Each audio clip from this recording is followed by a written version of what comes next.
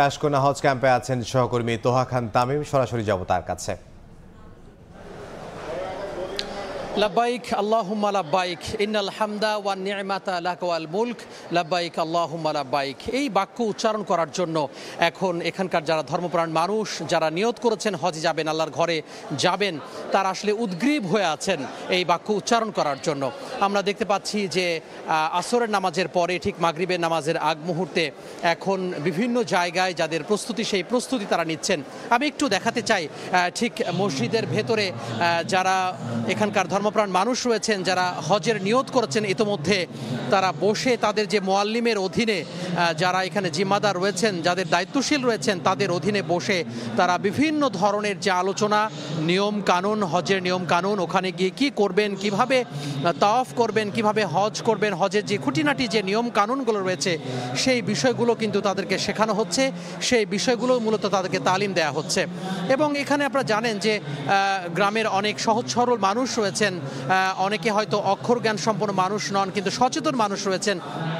তারা অনেকেই হয়তো বিভিন্ন বিষয় জানেন না, অনেকেই যারা অক্ষর জ্ঞান রয়েছেন তারাও কিন্তু অনেকে জানেন না। সব মিলিয়ে বিভিন্ন নিয়ম কানুন যে হকিকতগুলো রয়েছে, নিয়মগুলো রয়েছে, সেই নিয়ম কানুন করার জানার জন্য বিভিন্ন জনে মুআল্লিমরা রয়েছেন, যাদের দায়িত্বশীলরা রয়েছেন, সেই দায়িত্বশীলদের অধীনে তারা আসলে শিখছেন।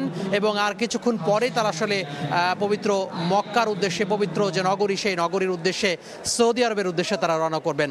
আপনি জানেন আজকে রাত্রি সোয়া 2টার সময় বিমান বাংলাদেশ এয়ারলাইন্সের 419 জন যাত্রী নিয়ে প্রথম যে হজের ফ্লাইট সেটি যাত্রা করবে। পাশাপাশি একই সময়ে ফ্লাইনাস এয়ারলাইন্স এবং সৌদি এয়ারলাইন্সেও কিন্তু হজ যাত্রীরা যাবেন, এবং সেটি কিন্তু শেষ মুহূর্তে যে প্রস্তুতি, সেই শেষ মুহূর্তে তারা প্রস্তুতি নিচ্ছেন।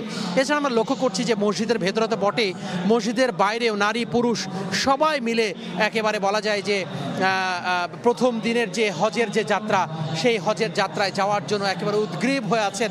সৃষ্টিকর্তার দরবারে তারা নিজেকে সঁপে দেবেন, সৃষ্টিকর্তার দরবারে নিজেকে জানান দিবেন লাব্বাইক আল্লাহুম্মা লাব্বাইক বলে। সেটির জন্য কিন্তু তারা বলা যায় যে একেবারে ব্যাকুল হয়ে আছেন, ব্যাকুল হয়ে তারা শেষ মুহূর্তে যে প্রস্তুতি, সেই প্রস্তুতি তারা নিচ্ছেন। বলা যায় যে হজ যাত্রীদের পদচারণ এখন গম গম করছে পুরো আশকোনা হজ ক্যাম্প, এবং পুরোপুরি কিন্তু প্রস্তুত বলা যায়।